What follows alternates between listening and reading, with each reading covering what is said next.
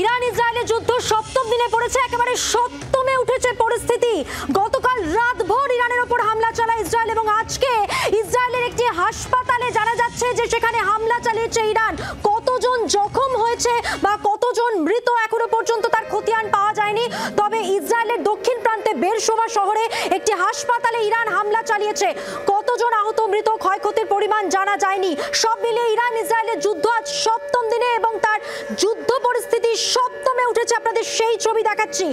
দক্ষিণ প্রান্তে, ইসরায়েলের দক্ষিণ প্রান্তে বেরশোভা শহর, সেখানেই হাসপাতাল, আর এই হাসপাতালে ইরানের হামলা। দেখতে পাচ্ছেন সেই ভয়ঙ্কর মুহূর্তের ছবি যেখানে হাসপাতালে হুড়োহুড়ি ছুটোছুটি পড়ে যায় এবং সাধারণ মানুষ, কতজন আহত কতজন নিহত এখনো পর্যন্ত তার খতিয়ান পাওয়া যায়নি। কিন্তু এই মুহূর্তে যে ছবি আপনারা দেখতে পাচ্ছেন ইসরায়েলের দক্ষিণ প্রান্তের বেরশোভা শহরে এই হাসপাতালে ইরানের হামলা। ইরান ইসরায়েলের উত্তেজনার পারদ ক্রমে চড়ছে। টানা 7 দিন ধরে দুদেশের মধ্যে যুদ্ধ, কিছুতেই দমছে না ইরান ইসরায়েল। তেল হাবিবে নতুন করে বিস্ফোরণের শব্দে আতঙ্ক তৈরি হয়েছিল, আর এবার ইরান ইসরায়েলের দক্ষিণ প্রান্তে যে ছবি আপনারা দেখতে পাচ্ছেন বেরশোভা শহর, সেই বেরশোভা শহরের এই যে হাসপাতাল, যার এই মুহূর্তে কঙ্কালসার বিধ্বস্ত ছবিটা আপনারা দেখছেন, এখানেই হামলা চালিয়েছে ইরান। ভয়ঙ্কর সেই হামলা। সাইরেন বাজতেই বাংকারে ছুটেছেন তেল হাবিবে যারা, আপনাদের সেই ছবি যেমন দেখিয়েছি। ইসরায়েলে যখন সাইরেন বাজছিল দেশ জুড়ে আতঙ্ক তৈরি হয়েছিল, সেই মুহূর্তের ছবি আপনারা দেখতে পাচ্ছেন। ইসরায়েলের ঠিক দক্ষিণ প্রান্তে বেরশোভা শহরে এই হাসপাতাল। ইরান ইসরায়েলের উত্তেজনার পারদ ক্রমেই চড়ছে। টানা 7 দিন, আজ সপ্তম দিনে পড়লো এই যুদ্ধ।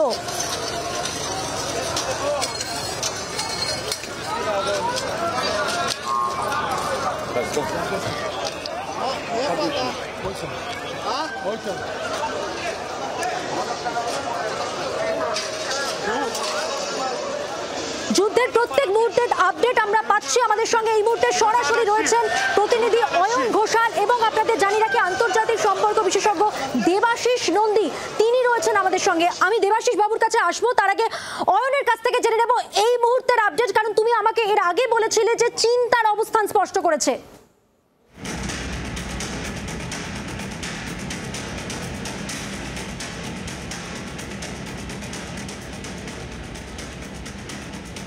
চীন যেই মুহূর্তে তার অবস্থান স্পষ্ট করেছে, নীতিগতভাবে যেই মুহূর্তে চীন নৈতিক সমর্থন জানিয়েছে ইরানকে, সঙ্গে সঙ্গে ইরানের আত্মবিশ্বাস যেন কয়েক গুণ বেড়ে গেছে। মনে রাখতে হবে আজকে যুদ্ধের সপ্তম দিন। রিসোর্স বা সমরাস্ত্র ভাণ্ডারের নিরিখে ইরানের থেকে অনেক অনেক এগিয়ে আছে ইসরায়েল। তার নেপথ্যে রয়েছে বিশ্বের বৃহত্তম সামরিক শক্তি যার নাম মার্কিন যুক্তরাষ্ট্র।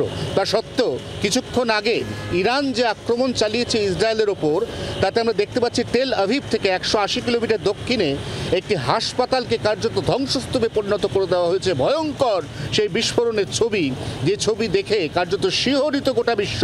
কারণ মনে রাখতে হবে সেটা একটা হাসপাতাল, সেখানে রোগীরা রয়েছেন, সেখানে সমস্ত স্বাস্থ্যকর্মীরা রয়েছেন, এবং সেটা কিন্তু সামরিক হাসপাতাল নয়। অর্থাৎ যেখানে সামরিক হাসপাতাল নয় সেখানে সাধারণ মানুষ তারা চিকিৎসার জন্য আছেন। সেই অবস্থায় সেই হাসপাতালে হামলা হয়েছে, এটা নিয়েও কিন্তু বিশ্বজুড়ে এই মুহূর্তে নানা রকমের সমালোচনা আসছে। কিন্তু ইরান যেহেতু এই মুহূর্তে সমস্ত সমালোচনার ঊর্ধ্বে, কারণ তারা জানিয়ে দিচ্ছে তারা পিছু হটবে না, তারা প্রত্যেকটি আক্রমণের উপযুক্ত প্রতি আক্রমণ করে ইসরায়েলকে জবাব দেবে। এই মুহূর্তে তাহলে সবচাইতে গুরুত্বপূর্ণ ফ্যাক্টর হয়ে দাঁড়াচ্ছে আগামী 24 ঘন্টার মধ্যে মার্কিন যুক্তরাষ্ট্রের অবস্থান। মার্কিন যুক্তরাষ্ট্র এই মুহূর্তে তার যে ঘোষিত অবস্থান, অর্থাৎ ইরান যেহেতু তার পরমাণু অস্ত্র পরীক্ষা বন্ধ করেনি, পরমাণু ঘাঁটি ধ্বংস করেনি, অতএব মার্কিন যুক্তরাষ্ট্র চাইছে ইসরায়েলের মাধ্যমে এই সমস্ত পরমাণু অস্ত্রের ভাণ্ডারকে একেবারে বিনষ্ট করতে, নিউট্রালাইজ করতে। কিন্তু এক্ষেত্রে এই মুহূর্তে ইসরায়েলের হাতে যে ধরনের অস্ত্র রয়েছে, মনে রাখতে হবে এটা কিন্তু শুধুমাত্র একটা ক্রস বর্ডার নয়, কারণ ইসরায়েল এবং ইরানের মধ্যে আরও দুটি দেশ রয়ে গেছে। অতএব যা আক্রমণ করতে হবে সবটাই করতে হবে আকাশপথে। এই এবং সেই অবস্থায় আকাশপথে আক্রমণ, পাল্টা আক্রমণ চলছেই। সপ্তম দিনে অয়ন, তুমি আমাদের সঙ্গে থাকো। আমি ঠিক এই জায়গাতে একটু আন্তর্জাতিক সম্পর্ক বিশেষজ্ঞ দেবাশিস নন্দী আমাদের সঙ্গে রয়েছেন। আমি দেবাশিস বাবুর কাছে জানতে চাইবো, দেবাশিস বাবু, সপ্তম দিনেও মনে করা হচ্ছিল যে ইসরায়েলের কাছে হয়তো পেরে উঠবে না ইসরায়েলের সঙ্গে ইরান, কিন্তু সপ্তম দিনেও যে ছবি আমরা একটু আগেও দেখাচ্ছিলাম, যেভাবে ইরানের হাসপাতালে ব্যালিস্টিক মিসাইল দিয়ে হামলা চালিয়েছে ইরান, কি মনে হচ্ছে কোথায় গড়াচ্ছে গোটা পরিস্থিতি? কারণ দমছে না তো ইরান। পরিস্থিতি ক্রমশ জটিল হচ্ছে। দেখুন, দুপক্ষই অনমনীয় এবং ইরানের কাছে এটা হচ্ছে প্রেস্টিজ বা ইরানের একটা ইগোর সমস্যা।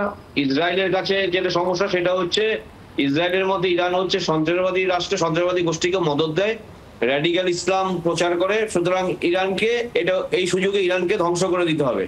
আর ইসরায়েলের পাশে যেহেতু মার্কিন যুক্তরাষ্ট্র রয়েছে অফিসিয়ালি, সেহেতু ইসরায়েল বলিয়ান আর নিজস্ব যে অস্ত্র, তার যে প্রযুক্তি, ছোট দেশ হওয়া সত্ত্বেও শক্তি ইরানের অপেক্ষা অনেকটা বেশি। অন্যদিকে ইরান এত একটা বৃহত্তর রাষ্ট্র, মানে এশিয়ার মধ্যে ষষ্ঠ বৃহত্তম রাষ্ট্র, এবং তার যে রিসোর্স সবই রয়েছে, প্রযুক্তিও রয়েছে, কিন্তু এই মুহূর্তে আর্থিকভাবে বিপর্যস্ত একটি দেশ, কারণ দীর্ঘদিন বিভিন্ন আর্থিক নিষেধাজ্ঞার মধ্যে ছিল ইরান। কিন্তু আয়াতুল্লাহ খেমানির যে একটা তার যে নীতি, সেটা হচ্ছে যে শিয়া জনগোষ্ঠীর একটা প্রতিনিধি শুধু নয়, একটা নেতৃস্থানীয় রাষ্ট্ররূপে তার যে পজিশন সেটা হচ্ছে যে ইহুদিদের বিরুদ্ধে যুদ্ধ করা। অর্থাৎ তিনি চেষ্টা করছেন যে সারা মুসলিম ব্রাদারহুডকে এক করে তিনি তাদের সমর্থন আদায় করে ইতিমধ্যে প্রস্তাব দিয়েছেন যে ইসলামিক আর্মি গঠন করার জন্য মিডল ইস্টের জন্য। সেটা হচ্ছে সৌদি আরবিয়াকে আহ্বান করেছেন, তারপরে তুরস্ককে আহ্বান করেছেন, পাকিস্তানের নাম শুনছি। যদি হয় এটা, তাহলে আগামী দিনে এটা শুধু আজকে যে অবস্থায় আমরা দাঁড়িয়েছি 7 দিনে অতিক্রান্ত হওয়ার পরে আগামী 7 দিনে কিন্তু আরো ভয়াবহ হবে। কারণ সেই 7 দিনে কিন্তু শুধু ইসরায়েল আর ইরানের মধ্যে যুদ্ধ সীমায়িত থাকবে না, সেই যুদ্ধে অংশগ্রহণ করবে মার্কিন যুক্তরাষ্ট্র, সেই যুদ্ধে অংশগ্রহণ করবে ইরানের মিত্র রাষ্ট্রগুলো যেগুলো আছে, তুরস্ক আছে, ওইদিকে রাশিয়া রয়েছে, চায়নাও কিছুটা রয়েছে। সুতরাং এটা একটা সার্বিক যুদ্ধের মানে রূপ নেবে। আগামী দিনে জনহানির সংখ্যা যেমন বাড়বে। দেবাশিস বাবু, আপনাকে একটু বিরত করছি, আপনি আমাদের সঙ্গে থাকুন। আমরা এই মুহূর্তের আপডেট দিচ্ছি। প্রত্যেক মুহূর্তে যেটা দেখা যাচ্ছে যে এই যুদ্ধ পরিস্থিতি ক্রমশ জটিল হচ্ছে এবং এই মুহূর্তে যা অবস্থা, 200-রও বেশি সাধারণ মানুষ তাদের মৃত্যু হয়েছে ক্ষেপণাস্ত্র হামলায়। এই মুহূর্তে দুটি দেশ ধ্বংসের পথে, কিন্তু দু দেশেরই মনোভাব কিন্তু তারা অনমনীয় জায়গায় দাঁড়িয়ে রয়েছে এবং এই জায়গায় দাঁড়িয়ে দু দেশের যে মিত্র দেশ, অর্থাৎ যারা তাদের পক্ষে রয়েছে, তাদের অবস্থান অত্যন্ত গুরুত্বপূর্ণ। আর আমেরিকা তার স্ট্র্যাটেজি কি ঠিক করেছে সেইটাও কিন্তু যথেষ্ট গুরুত্বপূর্ণ। কারণ ডোনাল্ড ট্রাম্প ইতিমধ্যেই বলে দিয়েছে যে ইরানের প্রতিরোধ করার আর ক্ষমতা নেই। আর ইরান যখন হোয়াইট হাউসে আলোচনার দাবি জানিয়েছিল, সে কথা বলেছেন ডোনাল্ড ট্রাম্প, সেখানে আর সময় নেই তাদের সঙ্গে আলোচনার। এবার কিন্তু এমন কিছু তিনি করতে চলেছেন যা তিনি জানেন একমাত্র। এবার তার কি স্ট্র্যাটেজি হতে চলেছে সেটাই সব থেকে বড় প্রশ্ন। ইরান ইসরায়েল উত্তেজনার পারদ ক্রমেই চড়ছে। আজকে 7ম দিন, 7মে উঠেছে যুদ্ধ পরিস্থিতি। সরাসরি কথা বলবো, আপনারা জানেন আমাদের সঙ্গে রয়েছেন আমাদের প্রতিনিধি অয়ন ঘোষাল। অয়ন, এই মুহূর্তের আপডেট।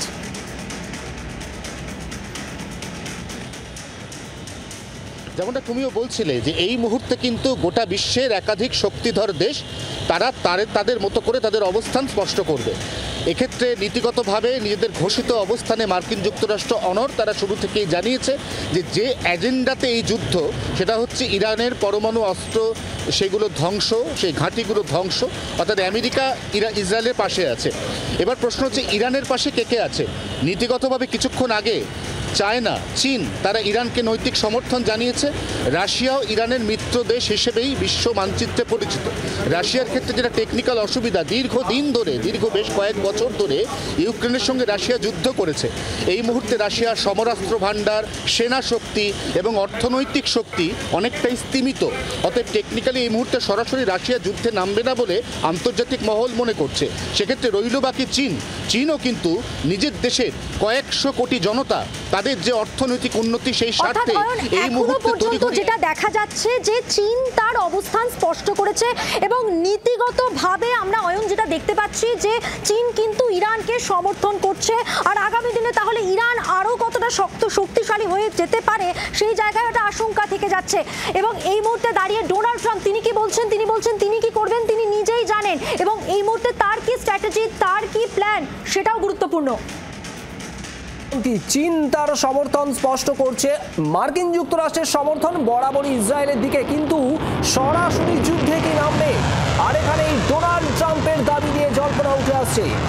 হোয়াইট হাউসে আসতে চেয়েছিল ইরান, আলোচনা চেয়েছিল ইরান, দাবি করছেন মার্কিন প্রেসিডেন্ট ডোনাল্ড ট্রাম্প, তবে অনেক দেরি হয়ে গিয়েছে। আমেরিকার প্রেসিডেন্ট ডোনাল্ড ট্রাম্প বলছেন অনেক দেরি করে ফেলেছে ইরান, ইরান আর হামলা প্রতিরোধ করার মতো ক্ষমতায় নেই। তাহলে কি করবেন ডোনাল্ড ট্রাম্প? এখানেই ট্রাম্পের বক্তব্য, কি করতে চলেছেন তিনি তা কেউই জানে না। জল্পনা বাড়ছে গোটা বিশ্ব জুড়ে, মার্কিন যুক্তরাষ্ট্র কি যুদ্ধে সরাসরি জড়িয়ে পড়বে? ইরান কোনো পরিস্থিতিতেই আত্মসমর্পণ করবে না স্পষ্ট করে দিয়েছে তারা। মার্কিন চাপেও মাথা নত করতে রাজি নন ইরানের সর্বোচ্চ ধর্মীয় নেতা আয়াতুল্লাহ খামেনেই। ডোনাল্ড ট্রাম্প কি বলেছেন শোনাবো। I have a plan for everything, but we'll see what happens. Got a ways to go. They should have made the deal. I had a great deal for them. They should have made that deal. 60 days we talked about it, and in the end they decided not to do it, and now they wish they did it. And they want to meet, but it's it's a little late to meet, but they want to meet. They want to come to the White House. They'll even come to the White House. So we'll see. I may do that, but it's a shame it could have been done the easy way. বাংলার আওয়াজ, বাঙালির আবেগ, জি 24 ঘন্টা।